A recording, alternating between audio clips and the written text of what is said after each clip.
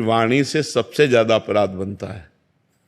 हंसी मजाक, झूठ बोलना, कई तरह की ऐसी बातें होती हैं जो हमारे वाणी से अपराध बन जाते हैं, और वाणी का बहुत बड़ा प्रभाव पड़ता है। अब जैसे हम वाणी से मौन हैं तो वो धीरे धीरे मन पर भी प्रभाव पड़ने लगता है।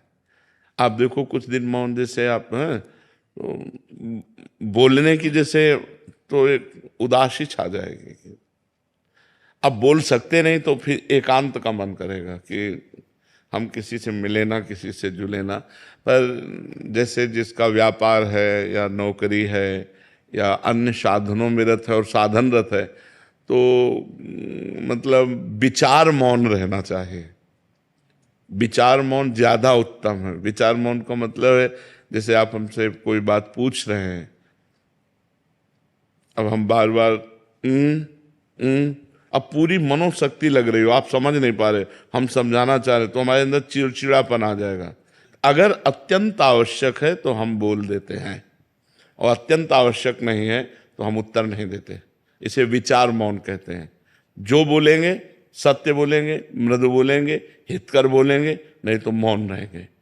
साधक जो गृहस्थी में है उसे जड़ मौन ना लेकर विचार मौन उत्तम रहेगा, क्योंकि परिवार है, गृह कार्य है। अच्छा, संत वेश में क्या है कि अब हम आज से नहीं बोलना चाहते, तुम्हारे ऊपर किसी का अधिकार नहीं, आप हमें नहीं बुलवा सकते।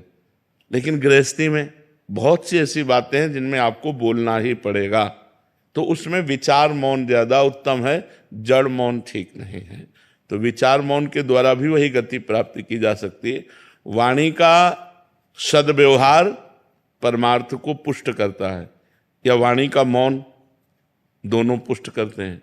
तो हम सद्वाक्य बोल करके, सद्व्यवहार करके अपने मन को निसंकल्प बनाएं, अपने मन को मौन की तरफ ले जाएं। मन को मौन की, मन का संकल्प रहित हो जाना ही सच्चा मौन है। तो इसके लिए वाणी का मौन सहयोगी है, पक्का सहयोगी, क्योंकि अपने लोगों ने इसका आश्रय लिया है, इसका सहारा लिया है, आज भी है। शाम टाइम हमको, इस समय तो हमारा ये सेवा रहती है, इसके बाद फिर हम कोशिश करते हैं कि हमें मौन ही रहना पड़े। इशारे से बात कर ली, जैसे कोई बात है कि आप अगर बहुत बोलना हुआ तो 2 शब्दों में बोल दिया, यानी शांत अपने सुमिरन चिंतन में। तो ऐसा है, व्यवहाररत उपासक को विचार मौन रहना चाहिए। हाँ, सबको चाहिए। हम व्यर्थ में क्यों बोलें, हम क्यों गाली गुप्ता करें, अपनी जवान गंदी करें, झूठ बोलें, व्यर्थ में क्यों बोलें। बहुत गंभीर रहना चाहिए, शांत